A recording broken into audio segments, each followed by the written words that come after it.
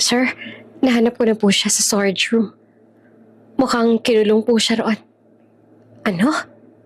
Nanlaki ang mga mata ni Lance. Namilog naman ang kay Miranda. At doon, tuluyan ang nagdilim ang mukha ni Don. Where is Rita? Nang hindi agad makasagot ang dalawa, nagsimulang manginig ang kamay ni Miranda. Si Lance naman ay biglang pinagpawisan. Find her.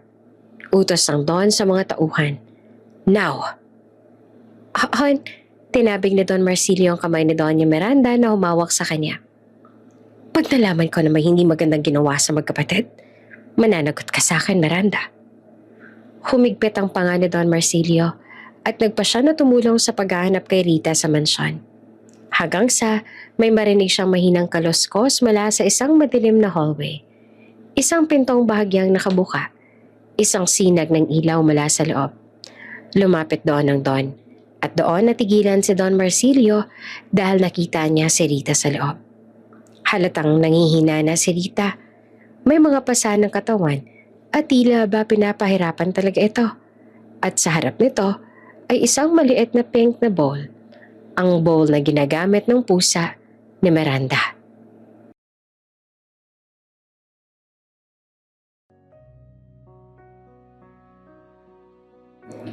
Sa mansyon ng mayayamang pamilya ng Alcantara ay doon naglilingkod si Rita, isang masipag at mabait na dalaga na handang gawin ang lahat para sa munting kapatid niyang si Benjo.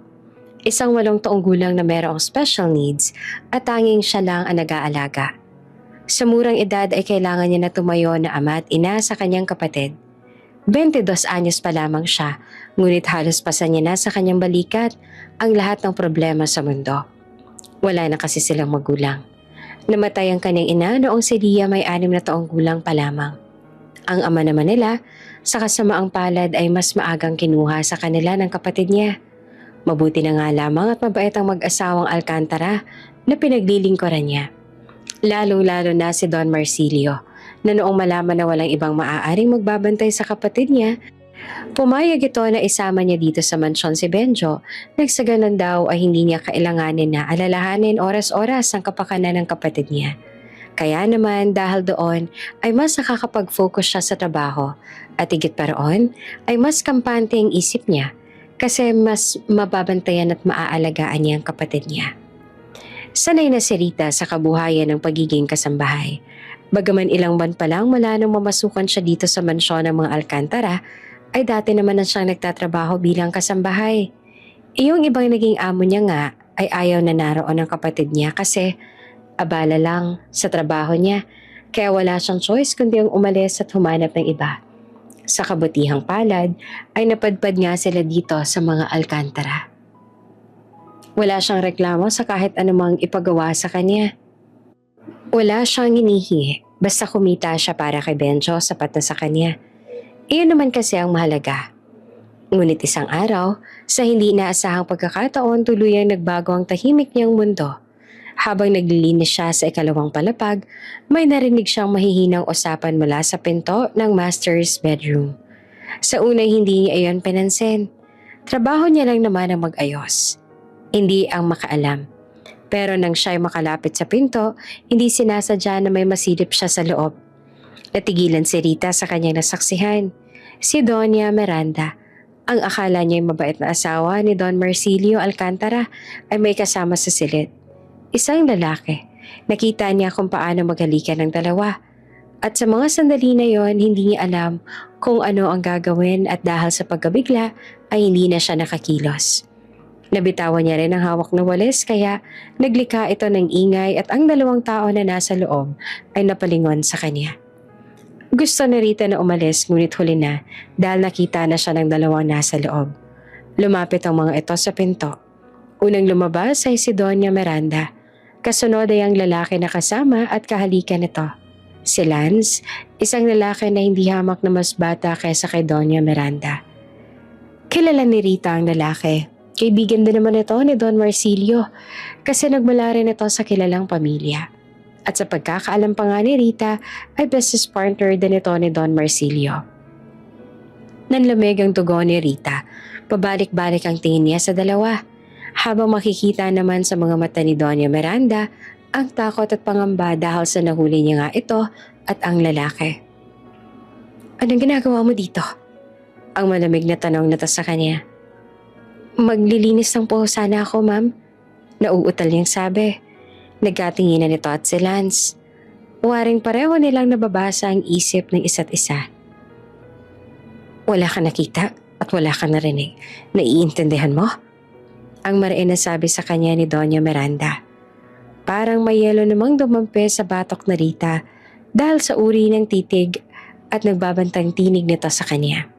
Pilit siyang tumango, umaasang matatapos na ang tensyon. Ngunit hindi pa pala tapos ang bangungot kahit na nangako na siyang ititikom ang bibig dahil nagsalitang muli si Doña Miranda. Mababa at puno ng pananakot. Dahil kapag nagkamali ka ng salita, pag nagtanong ka, kapag nagsumbong ka sa asawa ko, humakbang ito palapit sa harap niya. Ang kapatid mo ang mapapahamak.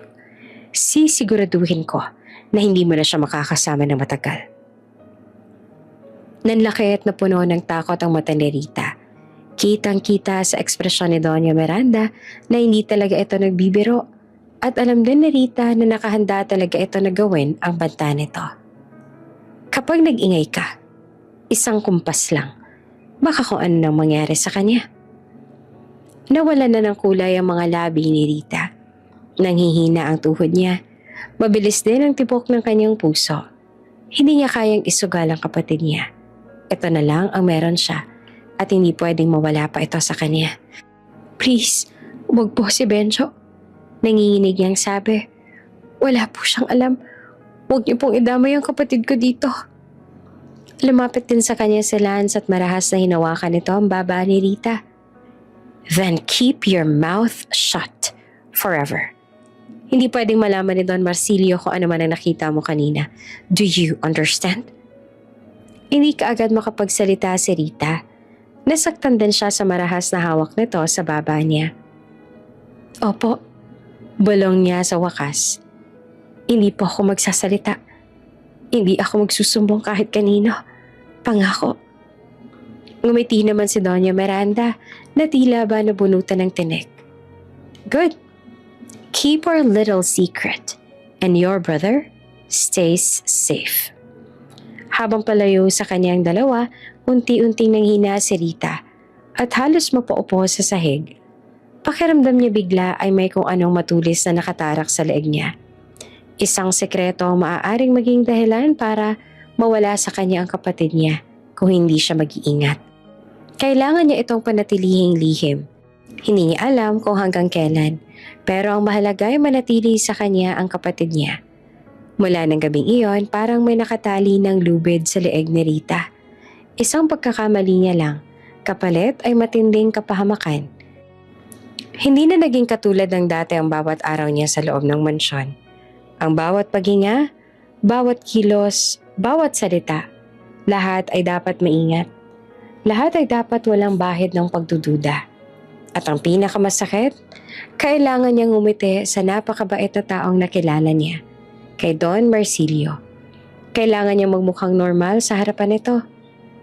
Simula ng bawat umaga, babangon si Rita ng mas maaga pa sa dati para lang maiwasan niya si Doña Marina. Naglilinis siya, nag-aayos, nagluluto, naglalaba. Pero ngayon, bawat tunog ng yabag sa pasilyo ay nagpapakaba sa kanya.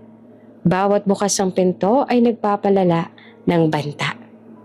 Tuwing dumadaan si Doña Miranda o si Lance na laging bumibisita sa mansyon, laging iwas ang tingin niya. Ayaw niyang magkamali. Ayaw niyang magpakita ng kahit maliit na galaw na maaaring magbunyag ng takot o pagdududa. Pero ang pinakamahirap ay tuwing nakikita niya si Don Marcelo, ang napakabait niyang amo na talagang tanging tumutulong sa kanya at sa kapatid niya. Ang matanda na walang kaalam-alam sa lahat ng nangyayari sa loob ng sarili nitong pamamahay. Isang umaga, nadatnan ni Rita ang matanda sa hardin. Bagaman may edad na si Don Marsilio, abala pa rin lagi ito sa trabaho at kumpanya. Wala kasi silang anak ni Doña Miranda, kaya naman ay wala itong tagapagmana. Walang maaaring tumulong dito sa negosyo. Siguro, iyon din ang dahilan kaya walang napapansin si Don Marcelo sa nangyayari sa mansyon. Kasi lagi itong busy. Ngumiti ito nang makita siya. Isang mabait, walang halong mali siyang ngiti. Kabaligtaran ng mga ngiting ibinato sa kanya kagabi ni Doña Miranda at Lance. Rita, iha, mabait na wika ng matanda. Maagang maaga ka na naman. Hindi ba't sabi ko sa inyo noon ng kapatid mo ay ayos lang naman kahit na late ninyong simulan ng gawain dito sa mansyon dahil konti lang naman ang mga kailangan yung gawin dito. Napayo ko si Rita, tsaka pilit ang ngiti. Sanay na po kasi ako doon. Ayoko po kasi na walang ginagawa tsaka late na nagsimula ng trabaho. Lalo na't pinapasahuran mo ako, tinutulungan niyo rin ho ang kapatid ko. Ayoko pong abusuhin ang kabaitan niya sa amin. Tumango ang matanda at lumiti para bang may nakikita itong anak sa kanya. Kung lahat ng tao ay kasing linis ang puso mo, mas gaganda sana ang mundong ito. Natahimik siya. Napakalaki ng tiwala nito sa kanya at ang tingin sa kanya ni Don Marsilio ay isang napakabuting tao na hindi makakaya na gumawa ng pagkakasala. Pero pag malaman nito ang totoo, na alam niya na pinagtataksilan nito ng sarili nitong asawa at kaibigan at pinili niya lamang na ilihim at protektahan ang sekreto na yon, tiyak si Rita na madidisappoint din sa kanya si Don Marsilio. Kung pwede ko lang sana sabihin. Kung pwede ko lang kayong tulungan. Ani ng bahagi ng isip ni Rita. Pero hindi pwede. Boses sa kanyang isipan ang nagpatuloy. Hindi niya kayang isugal ang kaligtasan ni Benjo dahil ito na lamang ang meron siya. Sa mga sumunod pang araw, naging mas doble ang takot niya. Sa tuwing nasa malapit si Don Marcelo, nakikita ni Rita ang pagbabalat kayo ni Doña Miranda. Mabait at mukhang tapat. Pero kapag wala na si Don Marsilio, ay yakap-yakap na nito ang kalaguyo. At habang tinitingnan ni Rita ang mabait at mapagkumbabang amo, mas lalo lang siyang nalulunod sa bigat ng lihim na hindi niya kayang bitawan. At sa tuwing matutulog siya sa gabi, kung saan katabi niya ang kanyang kapatid na si Benjo, lalo lamang na bumibigat ang nararamdaman niya. Hindi siya pinapatulog ng guilt na nararamdaman niya. At ang masakit pa ay hindi niya rin kaya na ipagtapat ang totoo. Ate, may nangyari ba? Tanong ng munting bata. Ngumiti si Rita sa kapatid. Wala, may iniisip lang ako. Lumapit sa kanya si Benjo. Ay napaka-inosente nitong mga mata ay diretso ang tingin sa kanya. Happy ka? Tumango siya at ginulo ang buhok nito. Oo naman, happy ang ate. Pero ang totoo, hindi siya masaya. Hindi siya magiging masaya na ganito ang lagay nila. Hindi siya payapa at bawat araw ay parang pagsisiksik sa masikip na sulok ng kadiliman. Sa mansyon, wala siyang karamay. Walang alam si Don Marsilio kung ano nga ba ang totoong mga nangyayari sa likod nito. At ang dalawang taong responsable sa kanyang takot ay malayang nakakangiti sa harap ng lahat.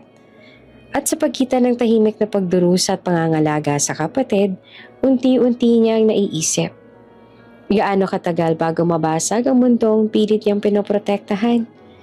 Sinubukan ni Rita na umalis sa trabaho nang sa ganon ay malayo sila sa panganib ng kapatid niya. Ang kaso, hindi pumayag si Doña Miranda. Siguro ang nasa isip nito ay kapag nasa malapit siya, madali lang nitong namamanmana ng mga galaw niya.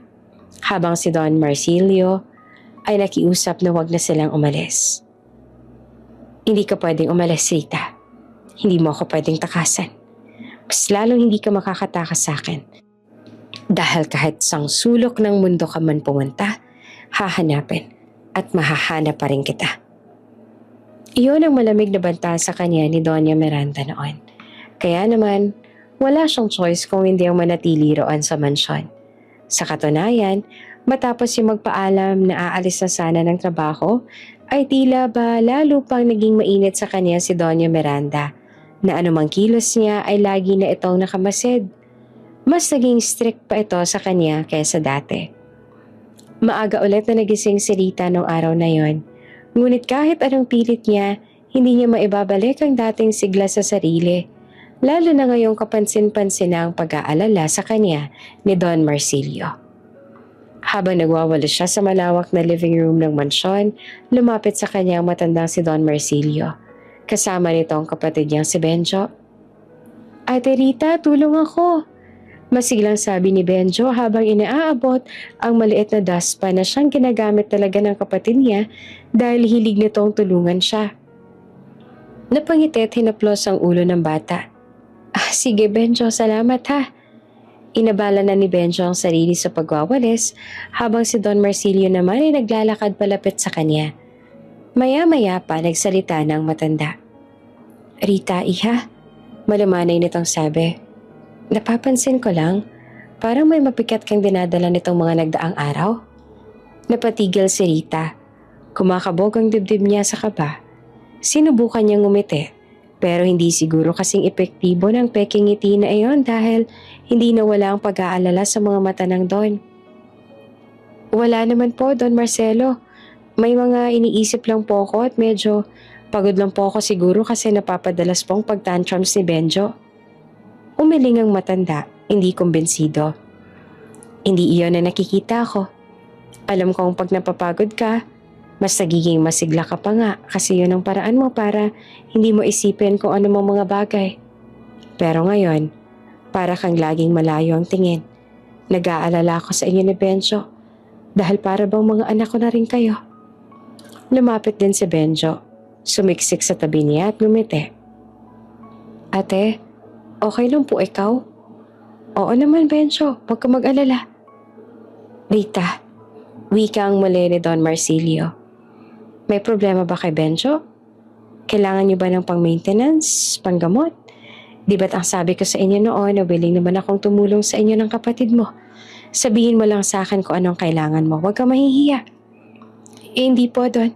Maayos na po ang kapatid ko at sobra-sobra na po ang tulong ninyo sa akin." Nagbuntong hininga naman ito ng malalim.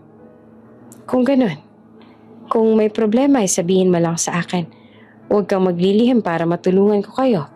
Kahit na ano pa yan. Total, sariling anak na rin ang turing ko sa inyong dalawa."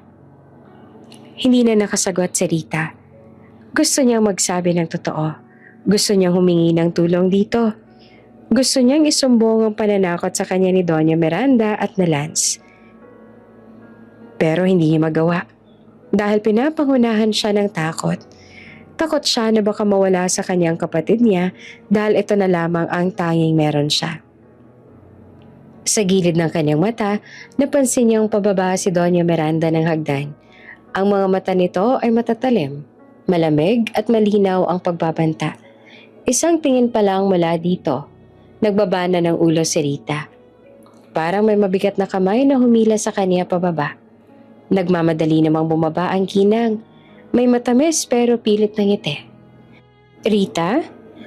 Tawag nitong puno ng pekeng lambeng. "Pwede ka bang kumuha ng tsaa sa kusina? Yung paborito namin ni Marsilio?" Pilit naman ang umiti si Rita kahit nanginginig. "Opo ma'am, kukunin ko po agad." Pero habang papalayo siya, narinig niyang nagtanong si Don Marsilio. "Miranda, bakit parang natatakot lagi sa'yo si Rita? Pinapagalitan mo bang bata?" Sandaling tumigil si Rita sa paglalakad, pero hindi siya lumingon. Alam niya nakatitig pa rin sa kanya si Doña Miranda. "Ay nako Marsilio, siguro naiilang lang siya sa akin. Alam mo naman na ilang buwan pa lang siya dito. Pero wag ka mag-alala, hindi ko naman siya pinagalitan dahil masipag naman siya sa trabaho." Lumipas pa ang ilang araw, ngunit hindi nawala ang tensyon sa pagitan ni Rita at Doña Miranda. Sa halip, lalo lang itong lumala. Parang unti-unting sinasakal si Rita sa bawat sulok ng mansyon. Gabi-gabi, umiigting ang takot niya. At ngayong gabi ay mas malala pa. Habang nag-aayos siya ng mesa sa kusina, biglang dumungaw si Doña Miranda mula sa pintuan na tila ba binabantayan lang siya nito at naghihintay na wala si Don Marsilio o ibang kasambahay para lapitan siya. Mabagal ang pagpasok nito. Halos parang ahas na dahan-dahang umaaligid sa magiging biktima. Hindi kumibo at nakakilos si Rita. pero humigpit ang hawak niya sa basong hinuhugasan. Rita? Nilingon niya ito. Doon niya nakita ang matang walang pasensya at puno ng galit. Lumapit ito at napasingal siya sa sobrang lapit nito sa kanya at pabulong nitong sabi, "Uulitin ko lang para malinaw. Kapag sinubukan mong magsalita, kahit konting pahiwatig lang, pinigil ni Rita ang paghinga. Si Benjo ang mauuna." Napakapit siya sa damit niya, nanginginig. Tuluyan ang tumulo ang luha niya. Kahit pilit niyang pinigil. Marahas na hinawakan ni Doña Miranda ang kanyang panga at itinaas ang mukha niya upang magtama ang kanilang mga mata. "Naiintindihan mo ba ako, ha? Huwag na huwag ka lamang magkakamali na magsumbong sa asawa ko. Kayang-kaya kong saktan ng kapatid mo. Hindi ako nagbibiro." Pilit naman na tumango si Rita. Hindi niya mabigkas ang salita, kahit isa. "Magaling," tugon ng ginang. May ngiting halos walang buhay. "At alam ko na alam mo kung gaano mong kamahal ang kapatid mo. Kaya susundin mo kung ano ang gusto kong gawin mo." Bumitaw ito at inayos pa ang kanyang uniformeng suot na para bang walang nangyari. Pero bago ito tuluyang umalis, tumigil ito muli sa pintuan. "At isa pa, wala ka naman talagang balak magsumbong kay Marsilio, di ba?" Sa wakas, nakapagbuka si Rita ng bibig. Mahina at basag ang tinig. "Wala po, ma'am. Ayoko pong may mangyari kay Benjo. Makakaasa po kayong tikom lagi ang bibig ko." Dahan-dahang ngumiti si Doña Miranda. "Good girl." Pagkaalis ng ginang, hindi na napigilan ni Rita ang paghina ng tuhod. Naupo siya sa malamig na sahig, pinipigilan ng hikbi. Sa labas ay naroon si Benjo. Masayang naglalaro ng mga shell sa hardin kasama ang hardinero. Walang kamalay-malay sa panganib na nakasabit sa kanyang buhay. At noon nagpa siya si Rita. Kung kailangan, kung yun talaga ang kapalit, paninindigan niyang magsisinungaling. Mananatili siyang tahimik para mabuhay ang kapatid niya kahit unti-unti nang namamatay ang sarili niyang katahimikan. Noon pa man pakiramdam ni Rita ay maliit at masikip na talaga ang mundo, kahit pa sa tunay ay malawak ito. Paano? Noon kasi kahit saan sila magtago ng kapatid niyang si Benjo, palagi pa rin silang nahahanap ng mga nauutangan nila. O ang malala pa, makakasalubong pa nila ito. Pero naging pakiramdam niya lalo pang lumiit at naging masikip ang mundo. Kung dati ay takot lang kay Doña Miranda ang iniinda niya, ngayon ay may panibago pang aninong gumagalaw sa paligid. Mas mapanganib, mas nakakasalasok. Ang lalaking iyon, ang kabit ni Doña Miranda na laging umaaligid sa kanya at nakakapanindig balahibo ang titig. Sa araw na yon, may bisita si Don Marcelo, isang kilalang business associate na lagi nitong inaanyayahan tuwing may pinagtalakayang proyekto. Ngunit ngayong gabi, kasama na naman ito ang lalaking lihim na kalaguyo ni Doña Miranda. Sa unang tingin, mukhang kagalang-galang si Lance. Malinis manamit, mabango, laging nakangiti. Pero para kay Rita, ang bawat tingin nito ay parang matalim na kutsilyo na nakatutok sa balat niya. Habang nagdadala si Rita ng merienda sa sala, nakaupo naman ng tatlong lalaki at nag-uusap sina Don Marcelo at ang business associate nito. Si Doña Miranda naman ay nasa kabilang sofa, nakikinig sa dalawang negosyante pero batid din ni Rita na nagmamatsyag lamang ito. May hawak na baso ng wine sa Lance. Prente itong nakasandal sa sofa. Ang mga mata ay tuwid na nakakatitig sa kanya. Hindi niya iyon dapat pansinin. Pinili niyang umakto na hindi niya nararamdaman ang mga titig na to sa kanya. Bawat galaw niya ay sinusundan nito, tila isang agila. "Rita," mahinang tawag ni Don Marcelo nang may ngiti. "Pakidagdagan naman ng cookies ko, iha." "Opo, Don."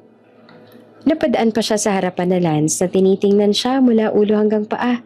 At ang titig nito ay tumagal pa sa kanyang legs. Nagmadali na lamang siyang bumalik sa kusina. Pagbalik niya sa living room, dala ang cookies, naroon ulit ang mga matang iyon. Sinusundan na naman siya sa bawat hakbang. Habang inilalapag niya ang plato, narinig niyang mahinang sabi ni Lance.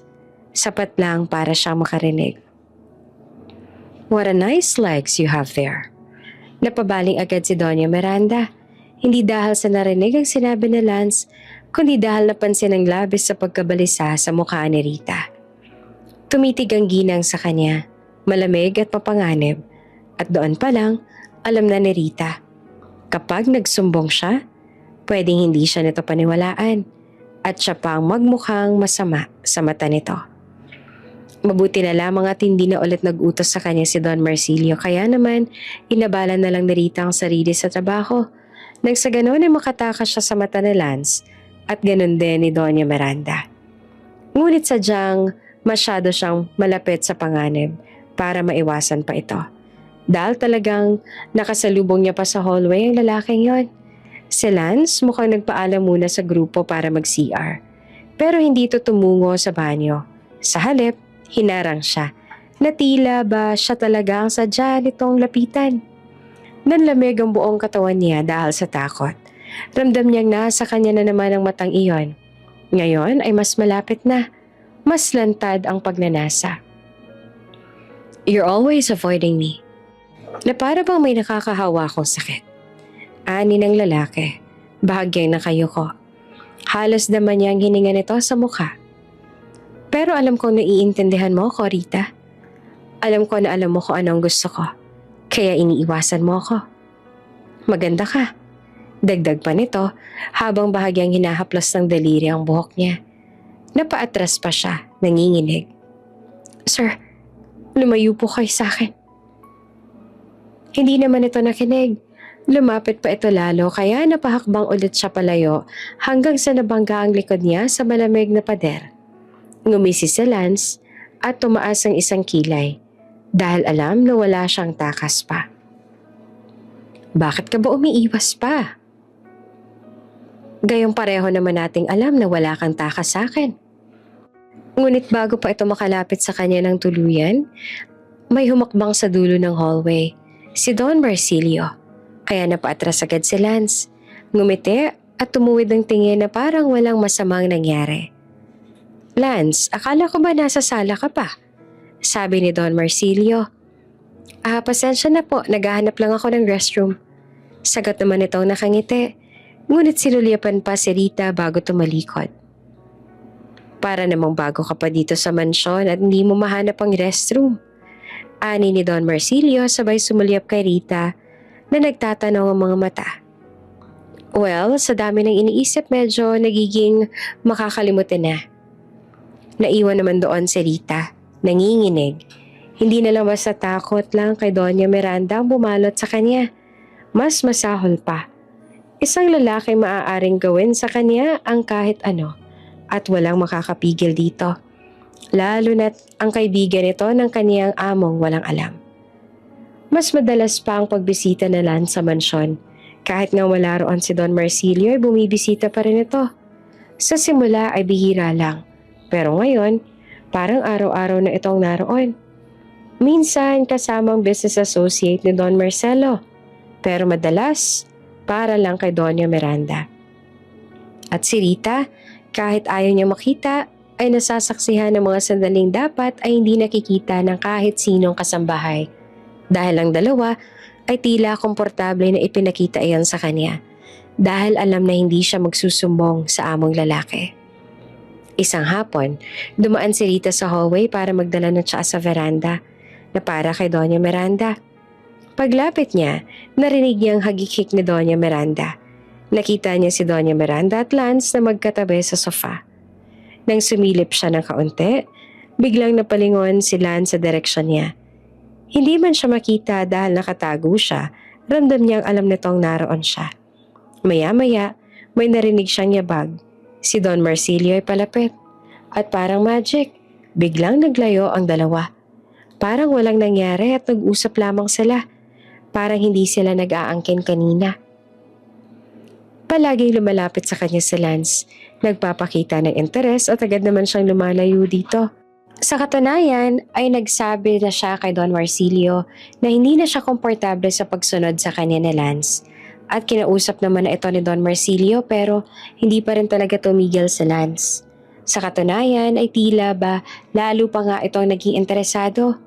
Lalo pa itong na-excite dahil hindi siya gaya ng ibang babae. Isang gabi, nagluluto si Rita sa kusina. Tahimik ang paligid dahil ang kapatid niya ay nanonood ng cartoons. Biglang may pumasok. Paglingon niya, nakita niya si Lance, nakangiti, nakapamulsa. Pero ang mata, hindi mapakali.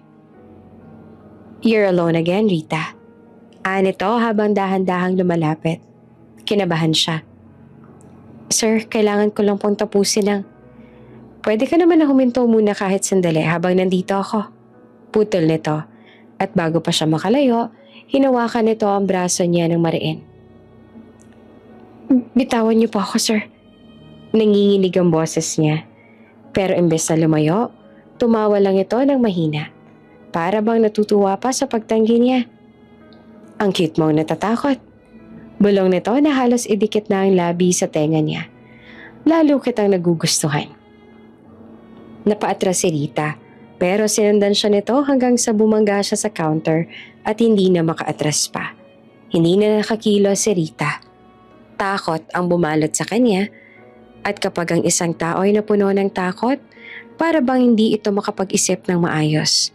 Ngumisi naman si Lance. Tila ba nag-e-enjoy ito na makita ang takot at pagtanggi niya. "Kapag ayaw mo sa akin," patuloy nito, "mas lalo kitang gugustuhin. Ganyan kasi mas masarap.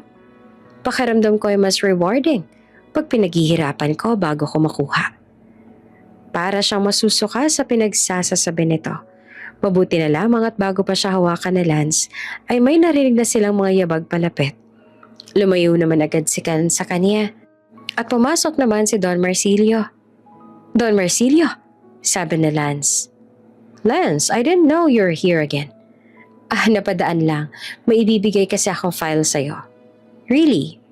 Binigay mo na lang sana sa sekretary ko at hindi ka na nag-abalang pumunta dito." "Wala rin naman akong ginagawa sa opisina kaya pumunta na lamang ako dito." Napatingin pa si Don Marsilio kay Rita. May munting kunot sa noon nito. Parang nagtataka sa ekspresyon niya. Nagtama ang mga mata nila. At may nakita si Don Marsilio doon. Hindi nito alam kung ano. Pero ibang tingin niyon. Malamang ay pag-aalinlangan o pag-aalala. Ngunit bago pa man ito masabi ang anumang salita, lumapit na si Lance at sinabi na mag-usap sila. Kaya sumunod na lamang dito si Don Marsilio. At habang buhay na hindi makakalimutan ni Rita ang ngiti ni Lance bago ito tuluyang lumabas ng kusina. Isang ngiting nagsasabing hindi pa ito tapos. Kinabukasan, maagang nagpaalam si Don Marsilio. Sa kasamaang palad, biglaan itong nag-business trip na kailangang puntahan sa ibang bansa. Mga malalaking meeting, investors, at ilan pang kontrata na kailangang harapin mismo ng Don. Bago umalis ang Don, lumapit pa ito kay Rita at sa kapatid niyang si Benjo. "Kung may kailangan kayo, sabihin niyo lang kay Miranda o sa mga tauhan dito, ha?" May pag-aalala nitong sabi. Tumango lamang si Rita, pilit ng umiti. Hindi nito alam na kapag umalis si Don Marsilio, parang nawawala rin ang tanging liwanag sa bahay na iyon. At pag-alis nga ng Don, ay ang pagdating naman ng unos. Nang makaalis ang kotse ng Don, agad na naging ibang tao si Doña Miranda. Wala nang magiliw at peking ngiti. Wala nang kunwaring kabaitan. Ang mga naiwan na lang ay ang tunay nitong kulay at ugali. At halos hindi pa tumatagal ng ilang oras mula nang umalis ang Don, dumating na rin sa Lance. Halos hindi na nga ito umalis ang mansyon at doon na rin ito nagpalipas ng gabi. Batid ni Rita napansin din niyo ng ibang tauhan sa mansyon, ngunit katulad niya ay wala rin silang masabi. Hindi sila makapagsumbong dahil siguro pinagbabantaan din sila kaya pinili na lamang nila na magbulag-bulagan sa kanilang nakikita. Kung dati pasimpleng lambingan, ngayon ay halos lantaran na sa buong mansyon. Pagdaan ni Rita sa hallway, nakita niyang si Doña Miranda ay nakayakap kay Lance. Humahagikik habang hinahaplos nito ang batok ng lalaki. Minsan pa tumitig si Lance sa kanya habang hawak-hawak ang bewang ng Donya. Hindi siya umimik o kahit magpakita ng pagkailang kapag nakikita niya ang dalawa na sweet. Pero ramdam niyang bawat araw mas lalo pang sumisikip ang mundo niya. Kapag wala si Miranda, siya ang pinupunta riyan ni Lance.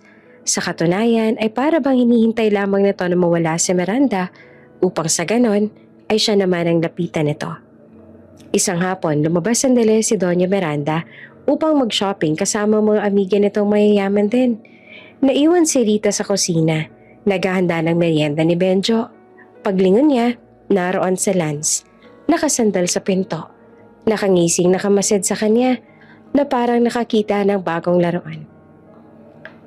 "You're alone again, Rita," sabi nito sa mapanganib na boses. Tamang-tama, wala ngayon si Miranda. Malaya tayo. Lumapit ito sa kanya at hinawakan siya agad naman siyang kumalas. Umatras palayo dito kaya lalong nagdilim ang mukha ni Lance. "Lumayo kayo. Kung hindi..." "Kung hindi ano?" Lumapit pa ito, parang isang mapanganib na predator na naghahanda na para hulihin ang magiging biktima nito.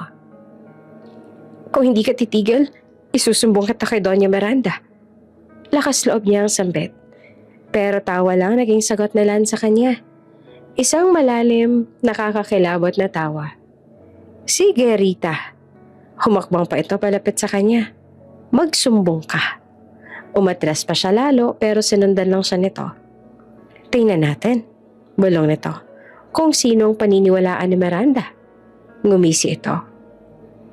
"Me? O ikaw?" Alam natin pareho ang sagot, diba? Hindi siya nakaimik, hindi siya makahinga, at lalo pa itong lumapit. Halos maramdaman niya ang init ng hininga nito. "Miranda loves me," dagdag nito. "She won't believe a single thing I say." Higit sa lahat, hindi paniniwalaan ng amo ang isang hamak na kasambahay. "And if you don't give me what I want, ako na mismo ang gagawa sa banta ni Miranda sa pinakamamahal mong kapatid." Nanginig ang kamay ni Rita. Parang bumagsak ang buong mundo. "Mag-isip ka na mabuti, Rita," sabi nito at ramdam ang lamig ng bawat salita. "Pero kung ako sa'yo, pumayag ka na lang sa gusto ko. Dahil kahit sino ay walang makakatanggi sa akin." At iniwan na nga siya nitong nakatayo, nanginginig sa malayo. Naririnig niya ang boses ni Benjo. Masayahing kumakanta ng paborito nitong awitin. Walang alam sa panganib. Tahimik ang buong mansyon ng araw na yon. Nasa kabilang wing si Benjo. Pinapanood niya ang mga educational videos dahil kanina lang ay nagtantrums na naman ito. Si Rita naman ay naglilinis sa isa sa mga guest room ng kwartong bihirang gamitin. Habang nag-aayos siya ng mga unan, narinig niya ang pamilyar na yabag. Mabigat, mabagal, at nakakapanindig balahibo. Hindi niya na kailangan pang lumingon. Alam niya na agad kung sino iyon. Si Lance. Pumasok ito sa loob ng kwarto nang hindi man lang kumakatok. "Mabuti naman, ay nasolo rin kita." Sinubukan ni Rita na umalis at lagpasan nito ngunit nahawakan nito ang pulso niya at pinigilan siya. "Nauubos ang pasensya ko sa pag-iwas mo sa akin, Rita." Humigpit palalo ang hawak nito sa kanyang pulso. Sinubukan niyang makawala pero malabo ang mangyari. "Sir, huwag, tumahimik ka." Malamig na singhal nito. Wala si Miranda. Wala si Don Marsilio. Wala rin ang ibang tauhan sa wing na to. Saktong-sakto, hindi ba? Walang makakaalam sa gagawin natin. Nagsimula siyang manginig.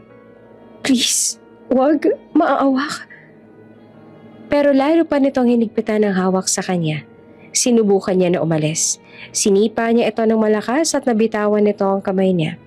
Mabilis siyang umalis at sumigaw, ngunit agad din siya nitong nahuli at tinakpan nito ang bibig niya gamit ang palad nito. "Huwag kang maingay." Marahas siya nitong sinandal sa dingding. Pinihit ang kamay niya para hindi siya makapalag pa. Tila lasing sa madilim na pagnanasa ang mga mata nito. "Alam mo naman, Rita," sabi nito habang sinusubukan siyang piliting halikan, pero patuloy siya sa pag-iwas at pagpupumiglas. "Pag umayaw ka, may kapalit. At kapatid mo magiging kapalit." "Hindi, hindi." Ngunit mas malakas ito. Kahit ano pang pagpupumiglas niya ay mas malakas ito sa kanya. Wala siyang laban dito. Hinalikan nito ang leeg niya. Tinulak niya ito pero hindi ito natinag. Tumulo ang mainit na luha sa kanyang mga mata at nagsusumamo siya dito na tumigil na ito. Hanggang sa... Lance? Isang sigaw. Matinis, galit na galit. Napabitaw si Lance at agad na lumayo kay Rita habang si Doña Miranda ay nasa pinto at galit na galit. Nakataas ang kilay. Halata hindi makapaniwala sa eksenang nakita. Pero bago pa makapagpaliwanag si Rita, naunahan siya ni Lance. Miranda, hindi to tulad ng iniisip mo. Anong ginagawa niyo? Singal ni Doña Miranda. Agad naman na lumapit si Rita. Nanginginig, luha ang nagmamakaawa. Ma'am, please pakinggan niyo po ako, sinubukan niyo po ako. Pero bago pa niya matapos ang salita, humarang sa Lance. Miranda, she seduced me. Alam mo naman na hindi ko magagawa na lokohin ka, hindi ba? But she seduced me. Siya ang lumapit at pumilit sa akin. Siya ang unang humalik sa akin. Ano? Hindi totoo. She's been flirting with me since day one. Hindi ko lang sinasabi sa'yo dahil akala ko ititigil din agad siya. Mabilis sa dagdag na Lance. Hindi. Sumigaw naman si Rita. Hindi totoo yan. Hindi ko magagawa yan. Siya ang... Ngunit bago siya tuluyang makapagsalita, lumapit si Doña Miranda at napakabilis. Sinabunutan niya ito ng malakas hanggang sa mapaluhod siya. Dahil sa labis na sakit at pakiramdam pa nga ni Rita ay matatanggal ang anit niya. Walang hiya ka, Rita! Sigaw ng Doña. Malandi ka. Ikaw palang lihim na may pagtingin sa lalaking mahal ko? Walang hiya ka. Malandi kang babae ka. Masakit, hindi po. Hindi ka na nahiya? Pinapakain ka namin? Pinatitira? Tinutulungan ko pa naman ang kapatid mo. Tapos ganito ang kapalit ng lahat ng yon? Lalandiin mo lang ang lalaking mahal ko? Umiyak si Rita. Pilit ko makawala pero lalo siyang nasaktan dahil lalo pang humigpit ang pagkakasabunot nito sa kanya. Siya po ang may kasalanan, siya po. Tumahimik ka. Kilala ko si Lance. Hindi magagawa na pagtaksilan ako. Alam ko na ikaw ang lumapit. Ikaw ang dahilan ng lahat ng ito. Hinila ulit siya ng Donya. Halos masubsob na siya sa sahig. Si Lance naman ay nakangisi lang dahil ito ang mas pinaniniwalaan ni Miranda. Ibig sabihin ay ligtas pa rin ito. Kung may aakit man dito, ikaw lang. Hindi si Lance. Hindi niya magagawang pagtaksilan ako. Ikaw ang nagbibigay motibo kaya niya nagawa ito. Humarap si Miranda kay Lance. Hawak pa rin ang buhok ni Rita. Are you okay, sweetheart? Did she hurt you? May iba pa ba siyang ginawa? She tried to touch me. Sinubukan niyang halikan ako pero... I said no. Pero pinilit niya pa rin ako kasi hindi mo naman ito malalaman. Sinungaling kang hayop ka? Malakas na sigaw na Rita. Ikaw ang lumapit. Ikaw ang nambastos at namantala.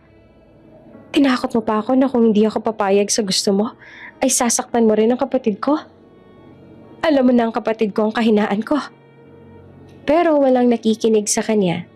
Alam niya naman simula pa lang na hindi talaga siya paniniwalaan ni Doña Miranda. Dahil sa mga mata nito, si Lance na ang pinakamabuting tao sa balat ng lupa. Wala siyang kakampi. Sigurado siya na may iba na sa mga tauhan na nakarinig sa sigaw at pagmamakaawa niya. Ngunit wala ni isa sa kanila ang lumapit para matulungan siya. Sa kwarto na iyon siya kinulong ni Doña Miranda. Lumabas ito at maririnig na nag-uutos sa mga tauhan nito. Dalhin ang kapatid niya sa storage room. Ngayon na. Nanlamig si Rita.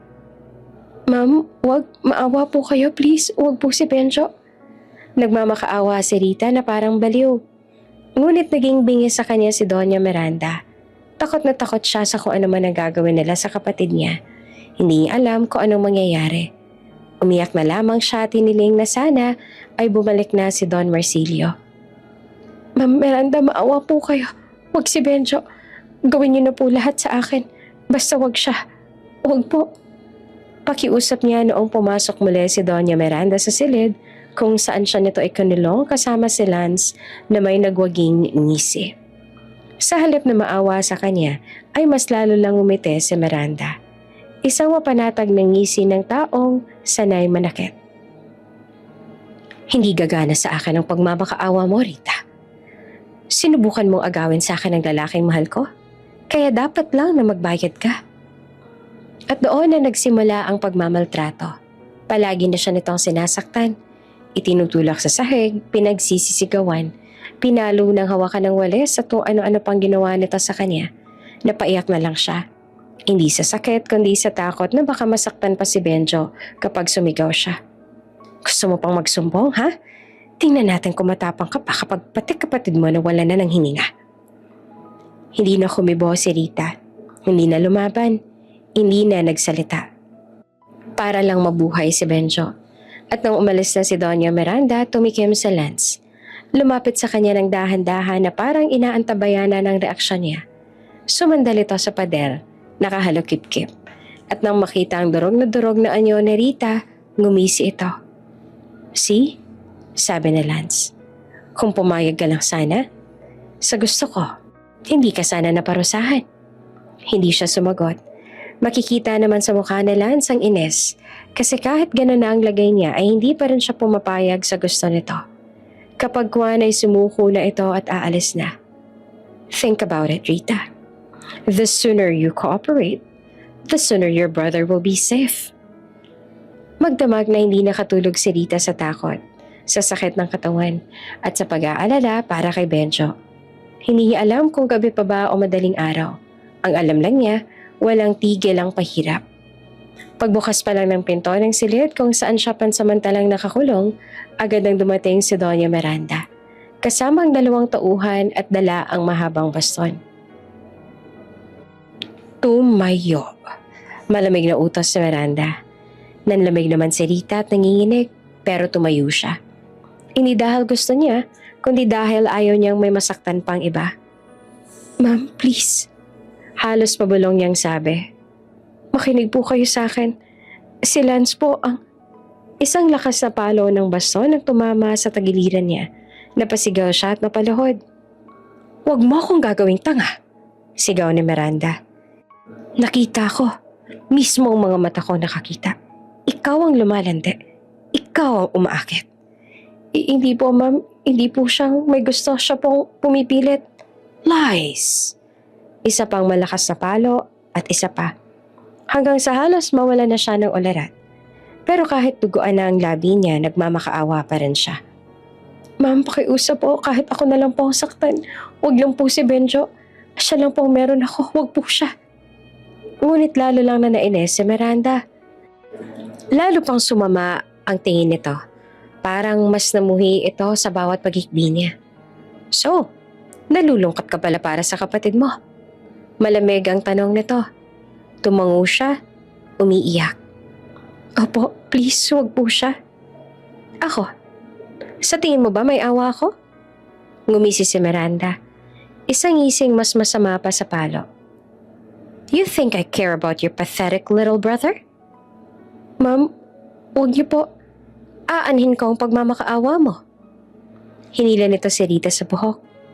Alam mo, mas lalo lang ako naiinis sa'yo. Ma'am, please. Tumigil ka. Sumabog ang galit ni Miranda at pinaghahampas na naman siya ng baston sa braso, balikat, binti. Wala siyang magawa kundi arukin ng sakit habang pinipilit na hindi sumigaw dahil alam niyang kapag nag-ingay siya, baka madamay si Benjo. Kahit ano pang sabihin mo, kahit ano pang drama mo, isa ka lang peste sa bahay ko. Malakas pang palo ulit. At tatandaan mo to. Itinuro siya ni Miranda na parang isang bagay lang. Hindi tao. Mas lalo lang lalala ang buhay mo kapag kumontra ka. At bago siya iwan, nagpato pa ng huling hampas sa likod niya. Isang hampas na halos ikabitaw niya ng hininga. Mag-isip-isip ka dyan dahil bukas babalik ako. Pagsara ng pinto'y naiwan siyang nakalupasay. Hingal-hingal, nanginginig sa sakit at tahimik na tumulo ang luha. Hindi dahil sa paghihirap, hindi dahil sa palo, kundi dahil naramdaman niyang unti-unti nang nawawala ang lakas niya at baka hindi na kayang protektahan si Benjo sa susunod. Baka hindi na makaya ng katawan niya na akuin ang pasakit. Gabi na, tahimik na ang buong mansyon. Pero hindi iyon tahimik na payapa, kundi tahimik na parang may tinatago. At sa sulok ng silid na pinagtataguan kay Rita, gutom na gutom siya.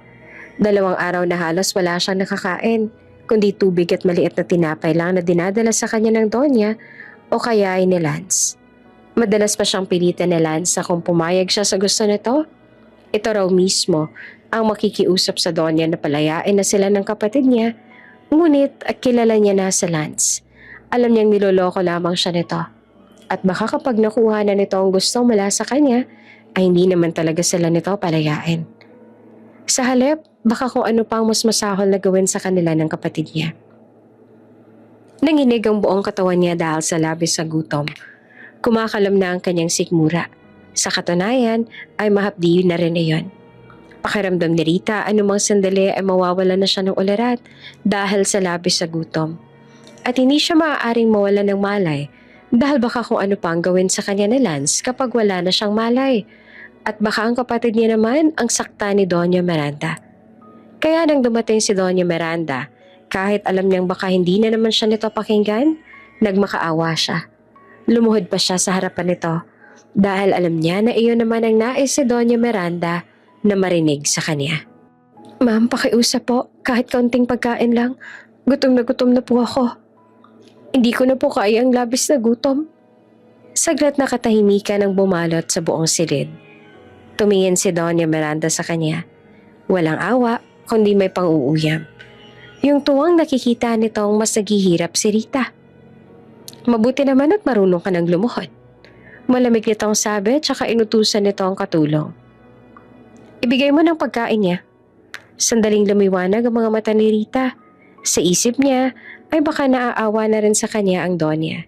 Nagulat siya dahil paglapag ng pagkain sa harap niya, ito ay nasa maliit na pink na bowl.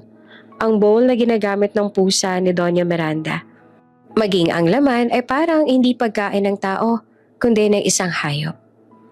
Ayan ang pagkain na bagay sa'yo. Total, mas masahol pa sa hayop para landiin at akitin ng taong mahal ko. Tumagal ang titig niya sa pagkain. Mataas ang kilay ni Doña Miranda, nakangisi rin. Ano, kailangan ko pa bang subuan ka? Kung gusto mong mabuhay, kung gusto mong may lakas ka pa bukas, kumain ka. Pero huwag kang mag-e-expect ng mas maayos sa pagkain dahil mas mababa ka pa sa alaga akong pusa.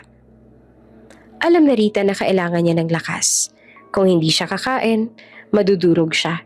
Hindi niya magagawang protektahan si Benjo. Kaya kahit nanginginig ang kamay niya, kahit niluluha niya ang bawat kagat, kumain siya. Hindi dahil hayop siya, kundi dahil kailangan niyang mabuhay. Kailangan niya ng lakas para sa kapatid niya. At doon, habang pinipilit niyang lunukin ang pagkain, may naramdaman siyang kakaiba. Hindi alam na Doña Miranda at Lance na hindi na magtatagal ang kanilang kasamaan dahil hindi nila alam na paparating na si Don Marsilio. Dahil ang matanda ay may pakiramdam na may hindi tamang nangyayari. Pakiramdam ni Don Marsilio ay may kung anong nagtutulak sa kanya na bumalik na sa bansa. Tahimik ang buong mansyon. Nasa sala si Lance at Doña Miranda, kampanting nakaupo. Iniisip nila ang hawak nila ang lahat, pero hindi sila handa sa sumunod na pangyayari. Bumukas ang pinto ng mansyon at biglang pumasok doon si Don Marsilio na nagtanong sa kasambahay. Where is my wife? Napako ang tingin ng lahat. Maging si Doña Miranda at Lance ay agad na napatayo at kita sa kanilang mga mata ang takot. Don? Nauutal na sambit na Lance. Akala namin next week pa. Hindi to nakinig. You're here again, Lance. Pwede ko bang malaman ang dahilan kung bakit? Kahit alam mong nasa ibang bansa ako ay pumupunta ka pa rin dito? Kinakausap ko lamang po si Doña Miranda, Don Marsilio. Bumaling ang tingin ng Don sa asawa na bakas ang takot at pag-aalala. Humakbang ang Don palapit sa kanila. Anong sinabi mo sa asawa ko, Lance? Tungkol po sa business po, Don Marsilio. Business you say? Bakit wala man lang kahit anong sinabi sa akin ng asawa ko na may business pala kayong kailangang pag-usapan? My wife should have told me. Hindi nakasagot ang dalawa. Si Doña Miranda ay tila nawala ang tapang at naging maamong tupa. Si Rita at Benjo, nasan sila? Tanong muli ng Don. Umalis si Rita. Mabilis sa sagot ni Doña Miranda. Umalis? Nagduda ang Don. Saan naman sila pumunta? Sa pagkakatanda ko, hindi umaalis si Rita nang kasama si Benjo dahil ayaw ni Benjo sa labas at nadala siyang mag-tantrums kapag pinipilit siya ni Rita. May inuutos ako sa kanya. Lalo pang nagduda ang Don. Nag-iba rin ang boses niya. Mas lalong tumalim. Oops! May break muna. Gusto mo bang ma-shoutout dito sa channel ni Ate Jane? Mag-comment lang ng lesson you learned from the latest story uploaded. Dahil pipili kami ng isang best comment of the day para i-shoutout sa susunod na upload. Kaya huwag kalimutang mag-iwan ng lesson you learned after you watch this video. Maraming salamat! Shoutout nga pala kina Samino Garcia Facto from Taiwan, Sherik Pajermo from Bicol, at Catherine Wrights from Germany. Sa ating mga taga-subaybay, paki-comment naman po sa baba kung taga saan kayo para alam ko kung hanggang saan umaabot ang mga kwento ni Ate Jane at para ma-shoutout ko kayo sa mga susunod pa nating mga kwento. Maraming salamat sa pakikinig.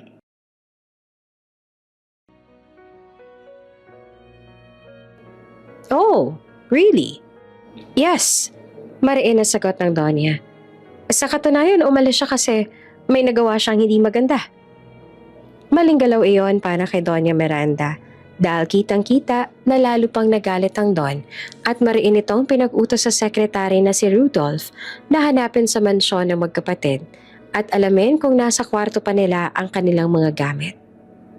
Sinubukan pa ni Doña Miranda na paniwalaan ng Don na umalis nga talaga si Rita, ngunit malalim ang pagdududa ng Don na may maling nangyayari sa mansyon. Kaya hindi ito naniwala sa sinabi ng asawa. At hindi nga nagkamali ang hinala ng Don. Dahil ilang sandali lamang ay bumalik na si Rodolfo, kasama ang umiiyak na si Benjo.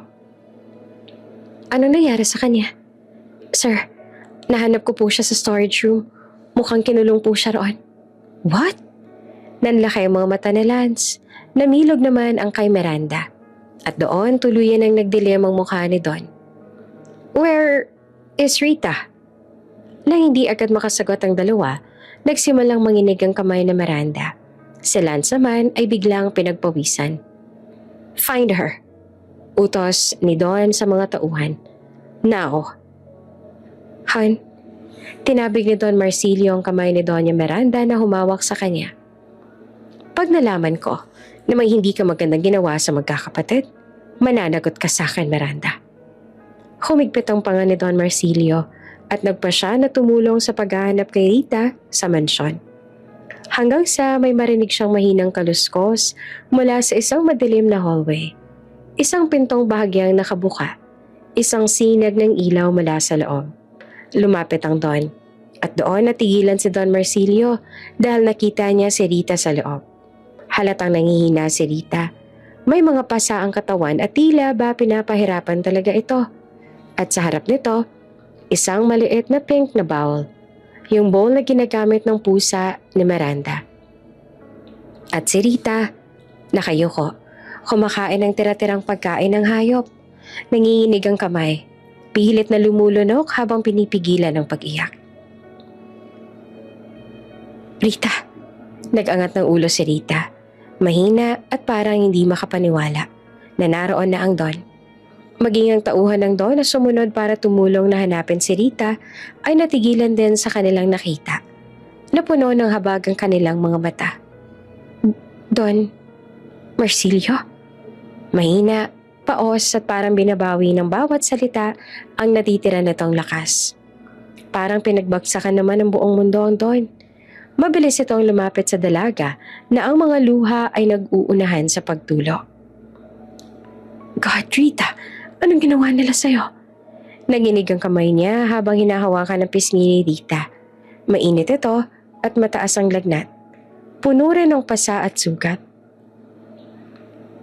Pinakain ka nila ng ganito? Wala po akong choice. Kailangan ko pong magkaroon ng lakas. Kailangan ko pong mabuhay para kay Benjo. Si Miranda, siya bang may gawa nito sa'yo? Silang dalawa po ni Lance. Sila po nagkulong sa amin ng kapatid ko. Mariin na pinag-utos ni Don Marsilio sa tauhan na dalhin agad si Rita sa ospital, kaya agad naman na tumalima si Rudolph na siyang nagbuhat kay Rita. Pagbaba pa lamang ni Don Marsilio sa hagdan, bumungad na agad sa kanya sina Doña Miranda at Lance na kapwa naguguluhan. Takot na takot, namumutla at halatang kinakabahan sa nag-aalab na titig ng Don. Tahimik ang buong mansyon, maging ang ibang kasambahay na naroon ay napapayuko na lamang, lalo na nang makita nila si Rudolph na buhat-buhat si Rita. Marsilio, honey, pakinggan mo muna ako. Hindi pa man natatapos si Miranda, nangitid na agad ang panga ni Don Marsilio. Anong ginawa niya sa kanila? Tanong ng Don. Mababa ang boses, ngunit punong-puno ng puot. Anong klaseng hayop ang gagawa ng ganoong klase sa magkapatid na wala namang kasalanan sa inyo? May kasalanan ng babaeng yan, kaya ako nagawa sa kanila yon.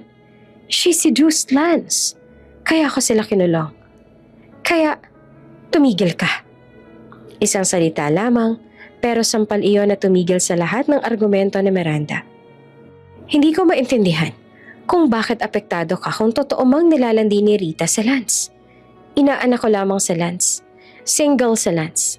Kaya kung sakali man, labas ka na dapat doon. But you still did this? Because she's just a maid. Lance came from a known family. That's nonsense. Hindi sapat na dahilan yan, Miranda. Kahit kailan, ay hindi kasalanan yon. At hindi sapat na dahilan para parusahan mo silang magkapatid. Dinamay mo pa talaga si Benjo? Alam mong PWD ang bata. Nagawa mo pa rin siyang saktan? Mariin na sabi ng Don. At kung sakali mang may nagawa man silang kasalanan, hindi mo sila pwedeng parusahan ng ganyan. Hindi mo sila dapat kinulong. Hindi mo dapat kinulong ang kapatid niya may espesyal na pangangailangan. Lalong lumalim ang boses ng Don. If something was wrong, you should have informed me. You could have called the police. You could have asked for an investigation, pero hindi mo ginawa. Bakit? Hindi nakakibo si Miranda. Punong-puno na nag-aalab na galit ang mata ng Don. Iyon ang unang beses na nakita ni Doña Miranda na magagalit ng ganon si Don Marsilio. Because you know you're wrong. Sabi pa ni Don Marsilio. You know you crossed the line. Sir, I can explain. Sabat na Lance. I didn't mean to cause trouble. It's just that Rita, tumigil ka rin. Putulaga ni Don Marsilio. Malupit ang tingin. Don't you dare say her name. Parang napako sa Lance sa kinatatayuan. Huminga ng malalim si Don bago muling nagsalita. Noon pa man, I know you have feelings for Rita, Lance. Alam kong ikaw ang lumalapit at may pagtingin sa kanya. Pansin ko kung paano kanyang iwasan, pero ikaw tong sunod ng sunod sa kanya. Nagkatinginan sina Miranda at Lance, parang binuhusan ng malamig na tubig. She's like a daughter to me. Pagpapatuloy pa ni Don, kaya pinoprotektahan ko siya. Dahil kilala kita, Lance. At higit sa lahat, tumingin siya ng diretso sa lalaki, mata sa mata. Kilala ko ang pamilya mo. Kilala ko ang ugali ninyo. I know your kind. You act like you're innocent. Pero ang totoo, mapagsamantala kayo. And now you dare to lay a hand on someone under my protection. Lalo pang lumalim ang galit sa boses ng Don. If I wasn't here sooner, kung hindi ako bumalik, baka ano pang ginawa niyo kay Rita dahil binilog mo rin pati ang ulo ng asawa ko. Hindi na naka-emek si Lance, hindi rin sa Miranda. Lumapit si Don Marsilio sa asawa niyang halos manginig sa takot. Tama ng pagsisinungaling, Miranda. There is no excuse for what you did. Marsilio, please. Halos umiiyak na ang boses nito. Ako ang asawa mo. Tama, asawa kita. At hindi ko kailanman inakalang kaya mo maging ganitong kalupit. Lalo na sa isang taong tapat at walang ginawang masama sa'yo. Napayuko si Miranda. At Lance, dagdag pa ni Don, hindi inalis ang malamig na tingin sa lalaki. I'll make sure you never set foot in this house again at mananagot ka sa ginawa mo. Nagulat si Lance. What do you mean? Don't tell me. You'll hear from my lawyer. Kahit sa ospital kung saan dinala si Rita, ay hindi pa rin nawawala ang takot niya. Napapaligiran na siya ng mga taong alam niyang hindi siya sasakyan, ngunit ang takot sa puso niya tila hindi agad mawawala. Tanging pag-iyak ni Benjong maririnig habang si Don Marsilio ay nakaupo sa sofa. Hindi niya maibsan ang galit na bumabalot sa buong pagkatao ng Don. Ngunit mas nangingibabaw ang pagnanasa na malaman ang buong katotohanan. After all, asawa ng Don si Doña Miranda at ayaw nitong mag-jump sa kung ano-ano. Kailangan nitong malaman kung ano ang totoo. Rita, mahina ngunit mariin ang tinig ng Don. Ano ba talagang nangyari? Tell me everything. Wala kang dapat itago sa akin ngayon. Kailangan kong malaman ang lahat para alam ko kung sino sa inyo ng asawa ko at na anak ko ang mas paniniwalaan ko. Napakagat labi si Rita. Nanginginig pa rin ang kamay at hindi na makatingin ng diretso. Takot, hiya at pagod ang bumabalot sa kanya. Pero nakita niya ang determinasyon sa mga mata ni Don Marsilio. Hindi ito galit sa kanya. Hindi ito magagalit sa kanya. Iyon ang naging lakas niya. Huminga siya ng malalim. Don, nanginginig ang boses niya. May relasyon po si Doña Miranda at si Lance. Napakuyom ang kamao ni Don Marsilio. Alam ko, bulong nito. May hinala na ako noon pa, pero hindi ko inakalang aabot sa ganito.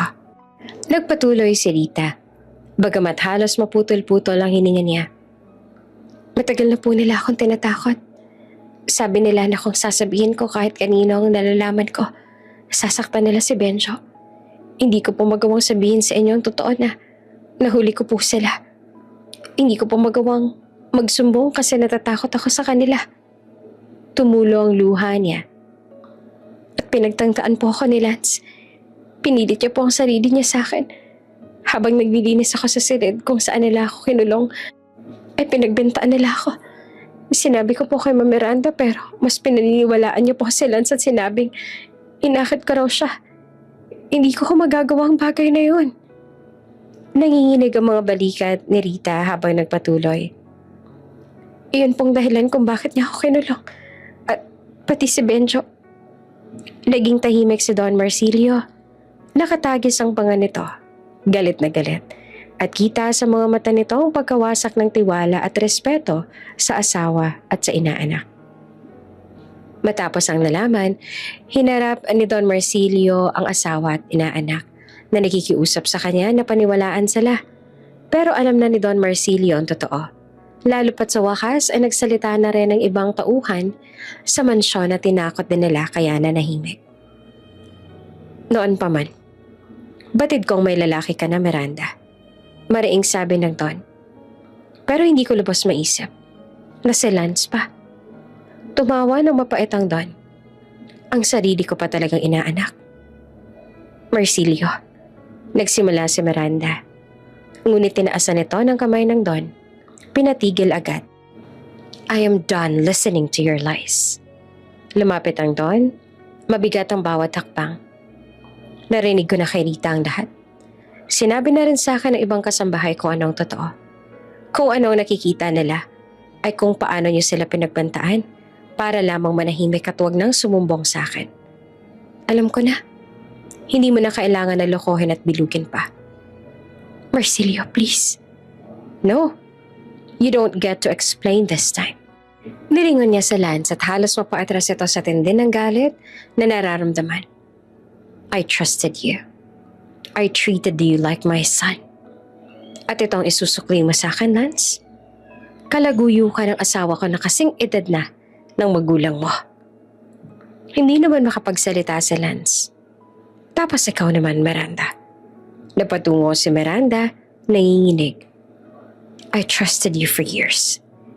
Pinakasalan kita dahil naniwala akong totoo ang pagmamahal mo. Napangisi ang Don, puno ng pait. Pero ngayon ko napatunayan na matagal mo na pala akong pinaglalaroan. Huminga siya ng malalim, tsaka binitawan ng pinakamabigat na salita. It's over. Napataas ang tingin ni Miranda at nabigla. Marsilio, wag naman. Please, let me explain. It's over. Mariing ulit ng Don. At magfa-file ako ng divorce. Nanlaki ang mga mata ni Miranda. Agad na napuno ng takot. Divorce? Hindi pwede. Hindi pwede, Marsilio.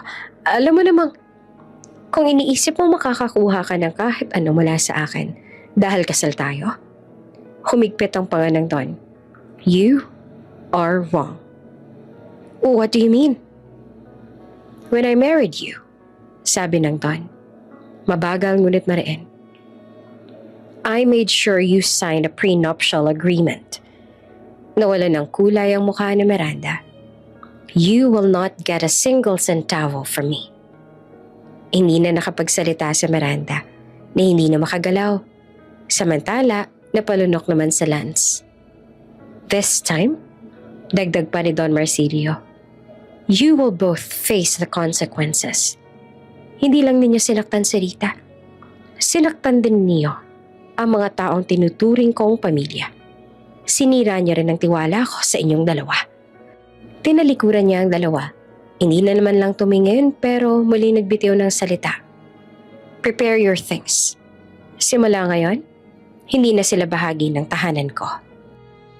At doon tuluyan ang bumagsak ang mundo ni Doña Miranda at Lance. Samantalang kay Rita at Benjo, unti-unti nang sisikat ang pag-asang matagal na nilang hindi nasilayan. Mabilis ang naging takbo ng mga pangyayari matapos ang galit na pagsabog ni Don Marsilio. Mabilis itong binigyan ng aksyon ay hindi makatarungan na ginawa ng dalawa. Rita, mahinahon ngunit mariin ang boses ng Don. Maraming salamat sa pagsabi sa akin ng totoo. Huwag kang mag-aalala. Hindi ko kayo pababayaan. Hindi ko hahayaang may mangyari pa sa iyo. Okay, Benjo. Maraming salamat po, Don Marsilio. Hindi mo kailangang magpasalamat. Sagot nito. It's my responsibility to protect you. Dapat noon ko pa ito ginawa. Matapos noon, inutusan ng Don ang secretary. Prepare the guest villa. Siguraduhin mong secured at walang makakalapit. I want guards posted 24/7. Yes, sir. Pagdating nila sa villa, isang magarang ngunit tahimik na lugar sa loob pa rin ang malawak na lupain ng pamilya. Agad nilang naramdaman ang seguridad.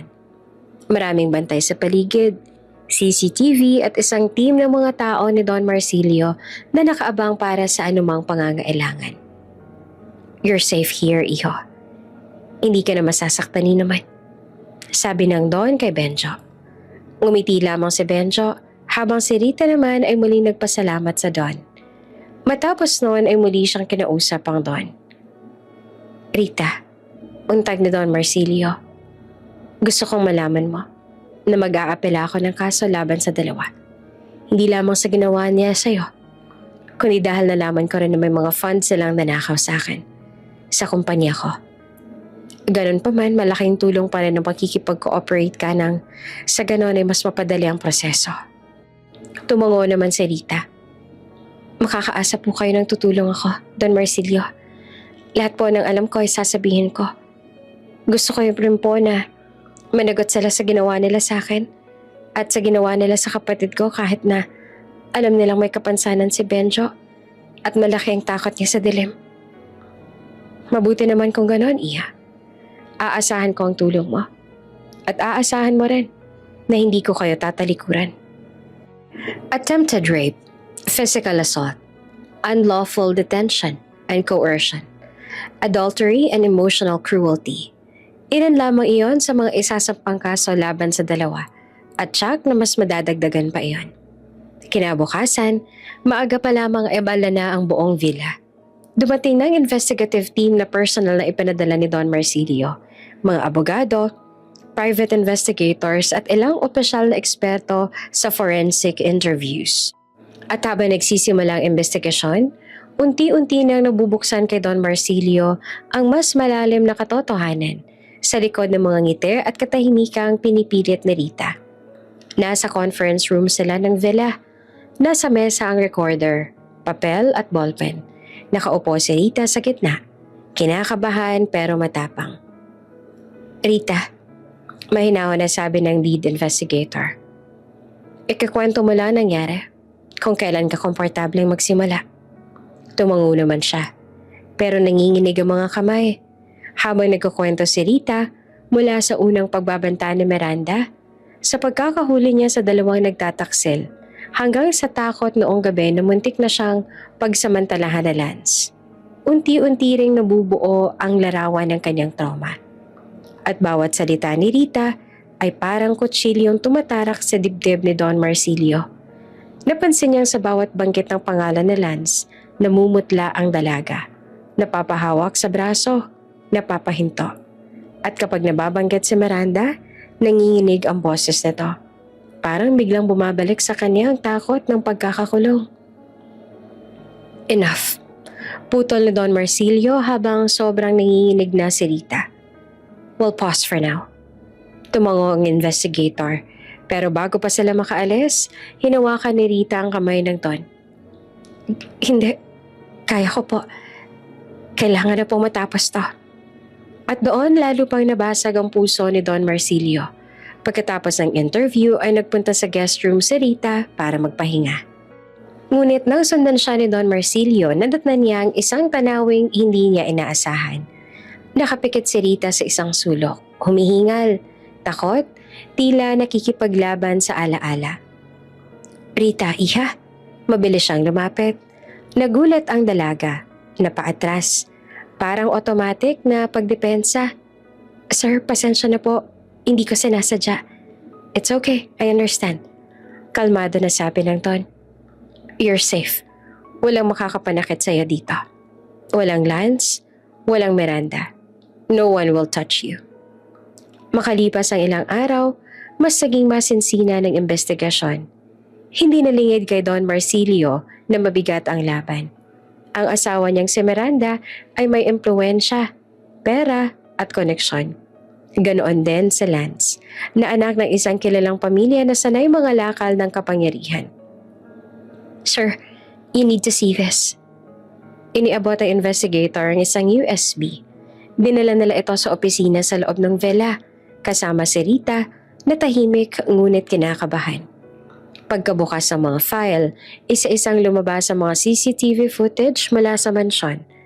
Mga kopyang akala ni Miranda ay nabura na. Ngunit kilala ni Don Marsilio ang sariling seguridad. Kahit paalisin ang mga video sa system, palaging may backup.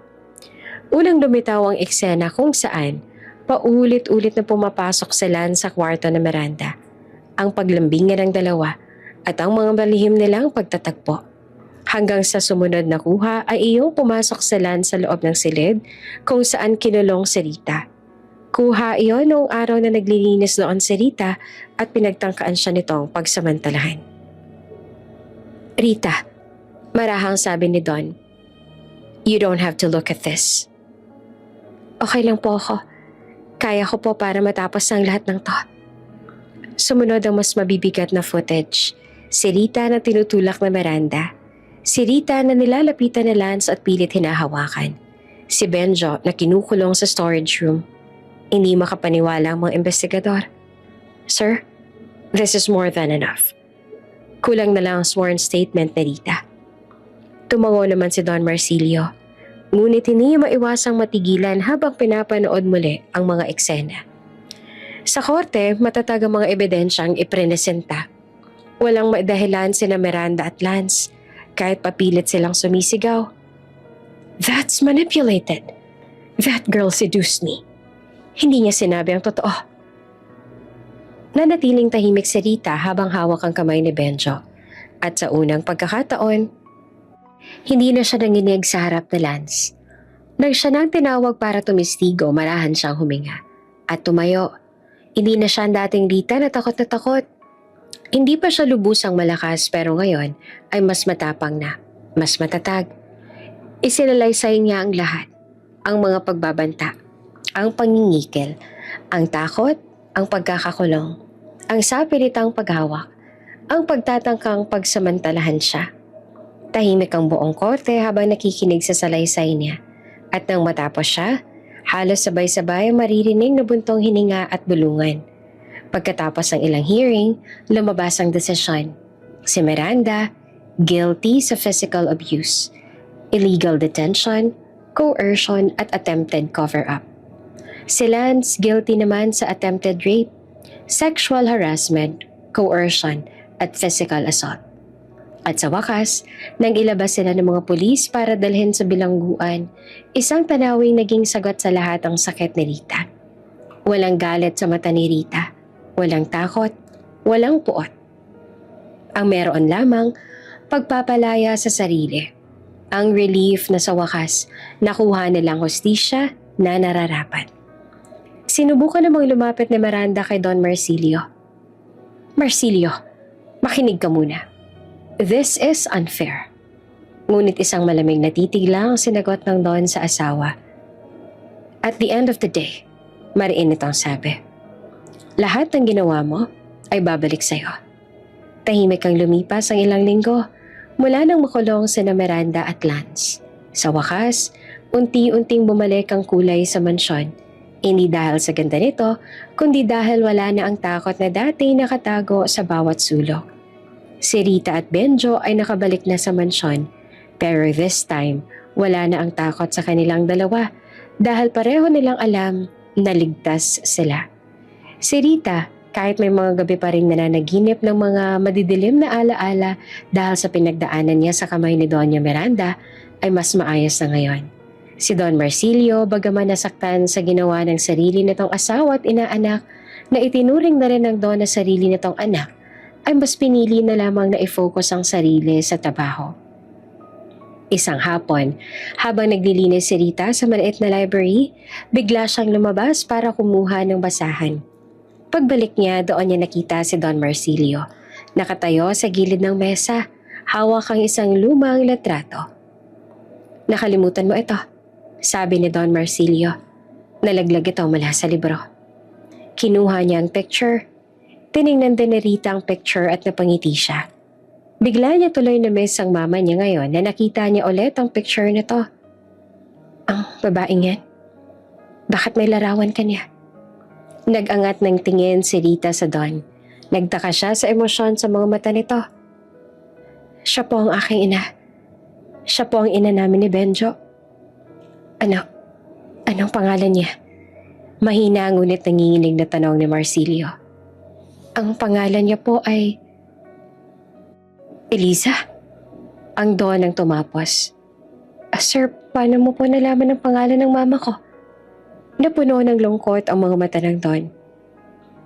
She was, humanga ito ng malalim, my greatest love.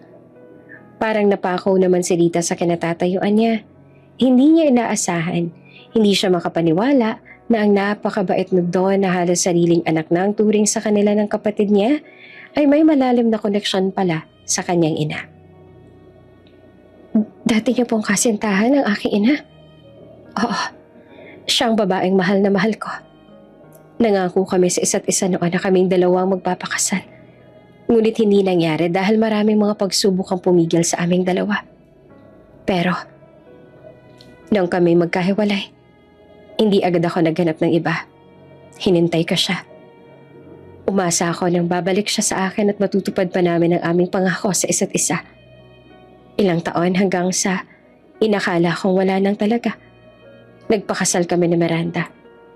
48 na ang edad ko nung naghiwalay kami noon ni Eliza. 25 taong gulang pa lamang ako. 2 dekada. 2 dekada ko siyang hinintay. 2 dekada akong umasa. Hanggang sa nawalan ako ng pag-asa. Hindi ko lubos akalain na ang anak niya ay nasa pamamahay ko lang pala. Nakwento niyo po sa akin yon. Mahina ngunit malinaw ang tinig ni Rita. Sabi niya minsan daw ay may lalaking buong puso niyang minahal. pero hindi sila pinagtagpo ng panahon. Napapikit si Marsilio, parang tinamaan ng matagal ng sugat. She left, without telling me why. Sambit ng Don. Hinanap ko siya. Pero isang araw, wala na. Nawalan ako ng sagot, Rita. Hanggang ngayon. Tumulo ang luha ni Rita. Hindi dahil sa takot, kundi sa isang katotohanang matagal nang hindi niya alam kung paano sasabihin. Sir, sinabi po niya sa akin noon. Napalunok siya. Na ang greatest love niya raw, siya rin ang tunay na ama ko. Nanahimik ang buong silid, pati ang hangin ay tila tumigil. At si Don Marsilio halos hindi makahinga. What? What are you saying? Ngunit alam niya, nasa tono ang boses nito, ang unti-unting pagkakabuo ng puzzle. Rita, mahina niyang tanong. Ako ang tinutukoy ng iyong ina? Tumango si Rita. Kung tama akong pagkakaintindi ko, oo. Hinawakan ni Marsilio ang gilid ng mesa. Nang hina, hindi sa takot, kundi sa bigat ng pag-unawa. At si Benjo? Hindi po kami tunay na magkapatid. Paliwanag ni Rita. Kapatid ko siya sa ina, pero magkaiba kami ng ama. Lumapit si Marsilio, hindi bilang amo, at hindi bilang tagapagtanggol, kundi bilang isang amang ngayon lang nalaman ang katotohanan. Rita, tumigil ito at pinipigilan ng pag-uga ng tinig. Kung totoo ang lahat ng to, hinawakan niya ang balikat ni Rita, ngunit may pag-iingat. Takot na baka masaktan ito. Anak kita. Baka nga ako ang iyong ama. Doon ay tuluyan ng bumigay si Rita sa luha. At sa unang pagkakataon, nayakap niya ang kanyang ama. Nayakap niya ang tunay niyang ama. Matapos ang lahat ng iyon, agad na nagpa siya ang Don na magpa-DNA test sila upang malaman kung sila nga ang tunay na mag-ama. At isang linggo pagkatapos kumuha ng sample, dumating ang resulta. Hawak ni Don Marsilio ang sobre. Pareho silang kinakabahan at pareho ring excited. Nakaupo si Rita sa tapat ng Don. Nanginginig pa rin ang mga kamay. Si Benjo naman ay nasa tabi ni Rita. Kumakapit sa laylayan ng damit ng kapatid. Tahimik ang buong sala, kahit ang mga kawani ng mansyon ay tila huminto sa paghinga. Dahan-dahan binuksan ni Don Marsilio ang sobre. Tumingin ito kay Rita, at nang mabasa niya nakasulat, hindi niya napigilan ng pag-angat ng kamay sa sariling bibig. Parang may kung anong gumuhit sa puso niyang matagal nang sarado. Mabilis ding tumulo ang luha sa mga mata ng Don. Anak, bulong ng Don. Nanginginig at basag ang tinig. 99%. You are my daughter. Anak kita. At ako nga ang iyong ama. Tuluyan na napaiyak si Rita. Hindi siya makapagsalita. Lumapit si Marsilio sa kanya at buong pagtanggap at pagmamahal na hindi niya alam na kay tagal na palang gustong lumabas, niyakap nito si Rita. Hindi bilang amo, hindi bilang tagapagligtas, kundi bilang isang amang sa wakas ay nabigyan ng pagkakataon na maging ama sa anak na hindi nito alam na meron pala. Noon pa man, ay napakagaan na ng loob ko sa'yo. Gusto kitang protektahan. Hindi ko alam na ito pala ang dahilan. Dahil ako ang iyong ama. Wika ng Don habang si Rita ay patuloy naman sa pagluha. Pagkalipas ng ilang minuto, nang unti-unti nang kumalma ang luha ni Rita, humawak si Marsilio sa magkabilang pisngi ng anak. Rita, anak ko, patawad. Patawad kung hindi kita nahanap noon. Kung hindi ko nabantayan ang iyong ina. Patawarin mo sana ako kung hindi ko malang alam na may anak pala ako. Papa, nanginginig na sagot ni Rita. Hindi pa sanay ang dila niya sa sasabihin iyon pero napakagaan sa dibdib na sa wakas nasabi niya iyon. Natawag niya sa sarili at tunay na ama ng papa. Masaya akong sa wakas na nakilala at makakasama na kita. Ako rin, anak. Malumanay na sabi ng Don. Masaya akong malaman na mayroon akong anak at pinapangako ko sa'yo. Mula ngayon, hindi ko nahahayaan na may mangyari pa sa inyo ng kapatid mo. Tumingin siya kay Benjo, na tahimik lamang na nakamasid. Ang batang walang muwang sa biglang pagbabagong nagaganap. Lumapit si Don Marsilio, lumuhod sa harap ng bata at hinawakan ang balikat nito. Benjo, mula ngayon, ituturing kitang anak. Katulad ng pagtrato ko kay Rita. Hindi mo kailangan na matakot. Habang buhay kitang poprotektahan, kayo ng ate mo. Dahil mga anak ko kayo. Mula nang lumabas ang resulta ng DNA test, parang unti-unting nagbago ang ihip ng hangin sa buhay ni Rita. Ang dating pag-aalipin, takot, at paglilihim ay naging alaala na lamang ng madilim na nakaraan. Ngayon, sa mansyon ni Don Marsilio, hindi na siya isang kasambahay lang. Anak na siya, bahagi ng isang pamilyang matagal niya nang pinangarap. Anak, gusto ko makabawi sa'yo, sabi ng kanyang ama. Habang magkatabi sila nakaupo sa malaking hapagkainan. Mag-aral ka ulit. Ayokong limitadong kinabukasan mo, lalo pat matanda na rin ako. Gusto ko pong mag-aral pa, sagot niya. Para po kay Benjo, kasi gusto kong maging maayos ang future niya. Suportado siya ng kanyang ama.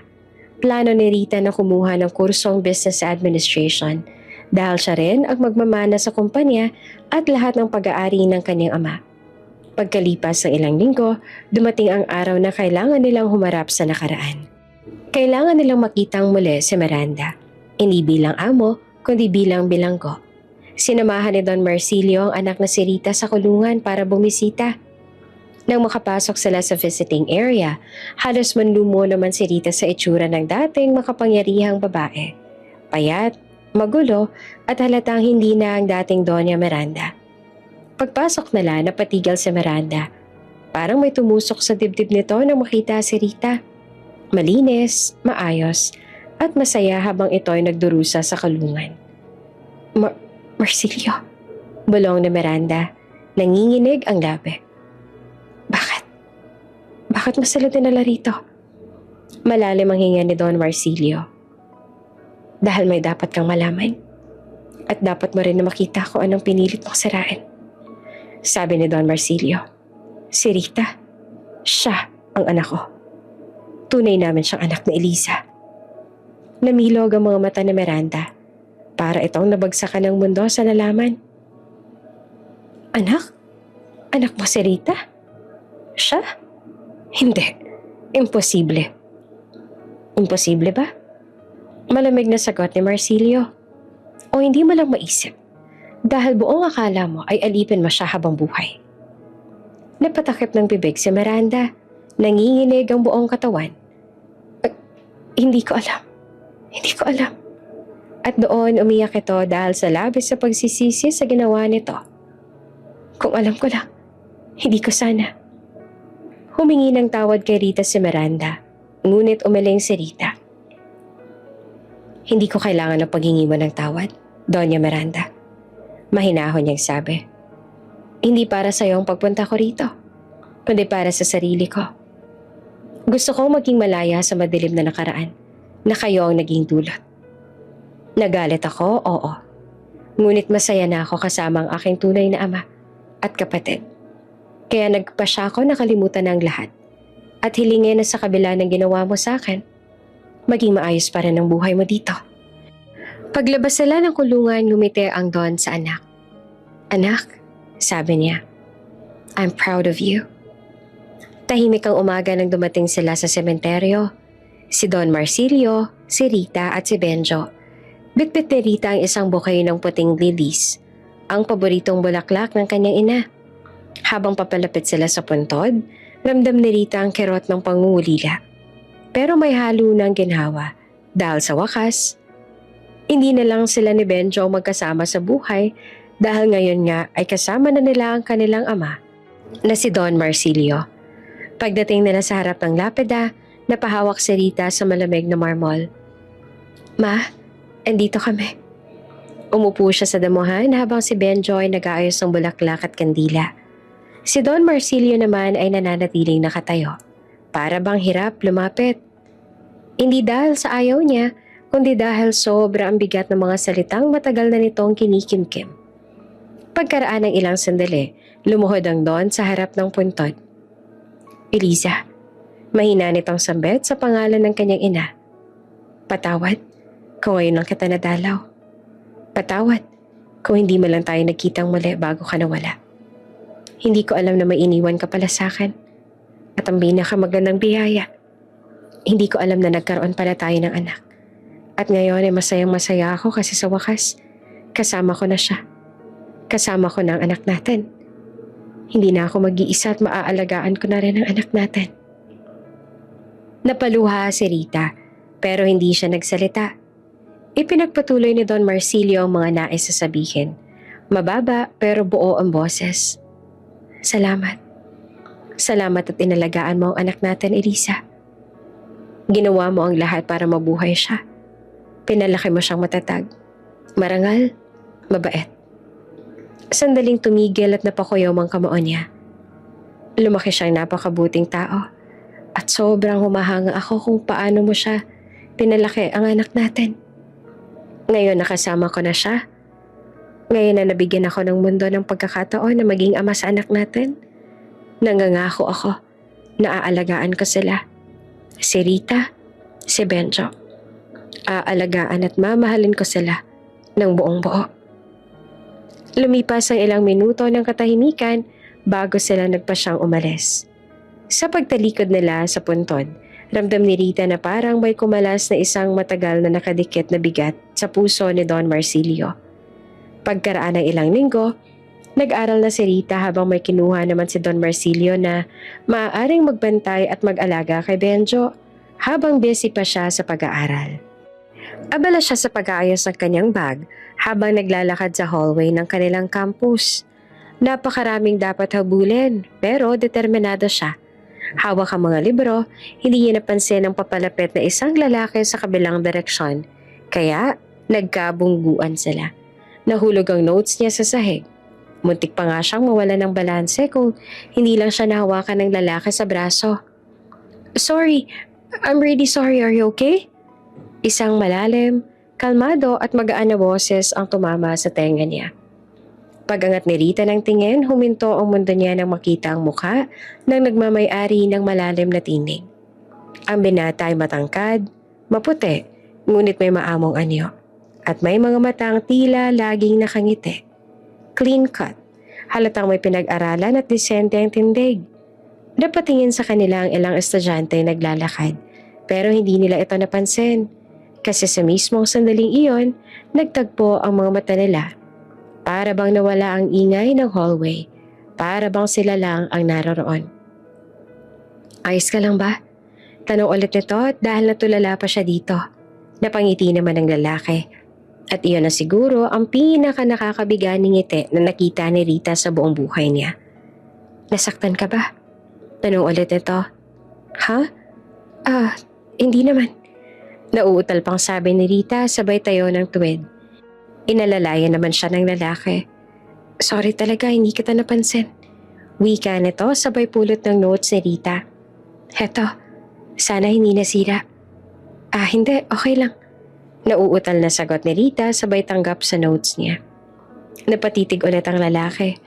Parang sinusuri siya pero hindi nakakailang. Are you sure you're okay? Oo, ayos lang ako. Ikaw, nasaktan ka ba? Ngumiti naman ito sa kanya. Hindi, I'm fine. Nagkatingilan ulit sila ng ilang saglit na pakiramdam ni Rita ay bumagal ang oras. Bago pa makapagsalita si Rita, ngumiti ito ng mas malawak. Then, I hope to see you around. Tanong nito. Ingat ka, baka mabangga ka ulit. Oo, ikaw rin. Sinundan niya ang tingin ng binata. Tsaka lang niya napagtanto na sobrang bilis pala ng tibok ng kanyang puso na para bang hinahabol nito. At noon niya lang din na-realize na hindi niya pala natanong kung anong pangalan nito. Ganun pa man ay umaasa siya na muli silang magkikita. Mabilis ang mga araw para kay Rita. Abala siya sa pag-aaral, sa pag-aasikaso kay Benjo, at sa mga unti-unting pagbubuong muli ng kanyang buhay kasama ang kanyang tunay na ama. Tutok din siya sa pag-aaral kung paano niya matutulungan ang kanyang ama sa kumpanya at mga negosyo nito kasi matanda na rin naman ang kanyang ama. Malapit na itong mag-resign dapat niya nang matutunan ang lahat. Pero sa kabila ng pagiging abala niya, minsan lang naman, napapaisip siya sa lalaking nakabangga niya sa hallway. Hindi niya alam kung bakit, siguro dahil sa ngiti nitong hindi niya matanggal sa isipan, o baka dahil sa titig nitong parang may gustong sabihin kahit wala namang sinabi. Hanggang sa isang hapon, habang naglalakad siya palabas ng library, bumukas ang pinto. At, oh, it's you. Napatigil si Rita. Nandoon ang lalaki. Pare-pareho sa alaala niya. Malinis at desente ang itsura. May maamong ngiti at may matang parang laging tumatawa. Hi, sabi nito na may halong tuwa sa tinig. Naaalala mo pa ba ako? Ako yung nakabungguan mo last time. Napatango si Rita. Medyo naiilang dahil sobrang bilis ang tibok ng puso niya. Oo, naaalala kita. At sorry nga pala ulit to na. Umiling ito. No, ako dapat ang mag-sorry nun. But I'm glad I saw you again. Saglit siyang natulala. Wala namang espesyal sa sinabi nito. Pero may kung anong lambing sa tono na hindi niya maipaliwanag. By the way, sabi nito habang inaabot ang ilang papeles na nahulog. You dropped this. Tiningnan niya ang mga papel. Hindi niya namalayang nalaglag ito mula sa binder niya. Thank you, sabi ni Rita na medyo nahihiya. Seems like you really like studying, huh? Last time makapal din ang notes at libro mga dala mo. Hindi naman pero gusto ko kasi na mapag-aralan lahat para matulungan ko ang papa ko sa trabaho. Well, that's impressive. Nakangiting sabi pa nito. Naglakad sila palabas ng building. Magkatabi pero hindi magkadikit. Habang magkasama sila, ang puso ni Rita ay patuloy na nagwawala sa kabilis sa tibok. By the way, what's your name? Tanong ng binata. Rita Alcantara, sagot niya. Rita, ulit nito.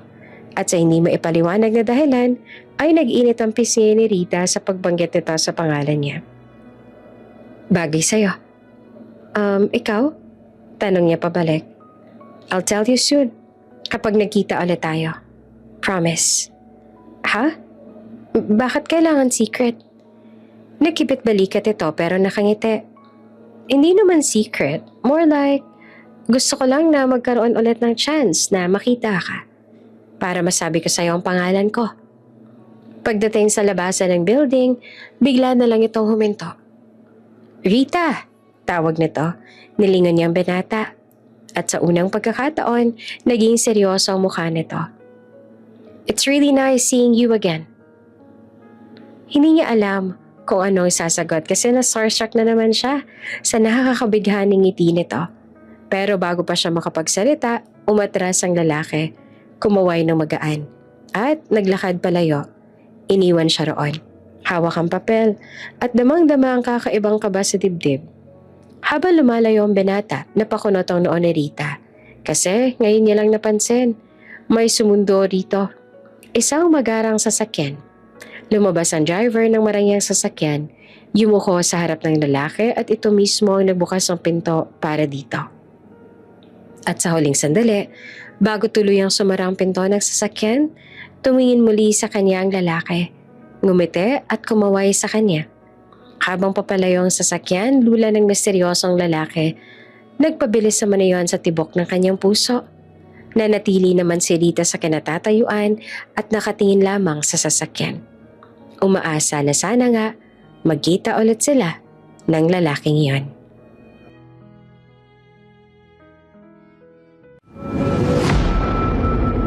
Bago ka pa lang sa channel na ito, Ate Jane TV, huwag kalimutang pindutin ang notification bell and subscribe button.